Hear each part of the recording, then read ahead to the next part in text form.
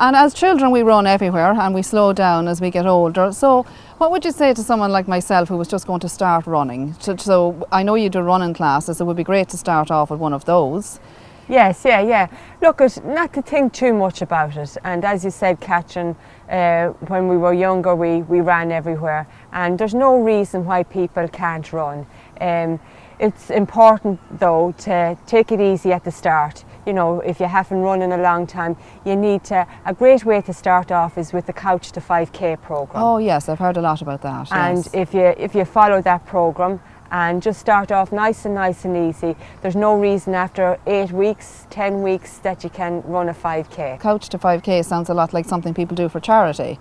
So that's probably a good way of motivating you to run, to support some charity that maybe is in need at the moment. And absolutely, that's a good way. But also, you know, self-motivation, like, you know, saying you have never run or you haven't run for a long time, and the fact that you think that, okay, in 8 weeks' time I'm going to be able to run a 5K. So, you know, that in itself will motivate you, and maybe do it with a couple of friends. Yes. And you can support each other. Absolutely, and have a bit of fun, which is important. That's important. Yeah. Catherina, so how would somebody start running, someone who hasn't run before? Yes, I always advise people that starting off, they need to have a plan.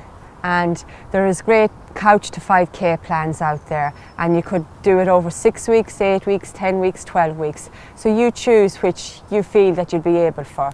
And you always need to have a plan. If you have a plan, it takes the weight off your shoulders. Yes. And they're generally over, you know, that you're running 3 days a week, and that's plenty, and you space those out so that you allow the body time to recover.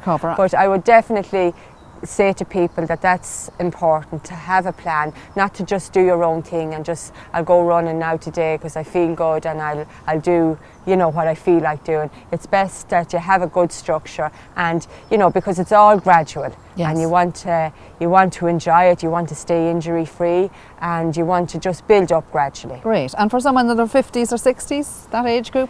Yes, same absolutely, yeah. Obviously, you need a little bit more recovery, okay, and maybe, you know, for somebody in their 30s, they could do the Couch to 5K over 6 to 8 weeks. Maybe somebody a little bit older and needs to add on a few weeks to that. And there's no rush. We're not in any hurry. Yeah, and it's just a great sense of feeling of achievement, you know, that you had a plan, you followed the plan, and you achieved what you set out to do. Great. And any other running tips then? Maybe breathing, Catherina, is that important when you're running? Yeah, absolutely. It's important to breathe while you're running, and even when you're not running.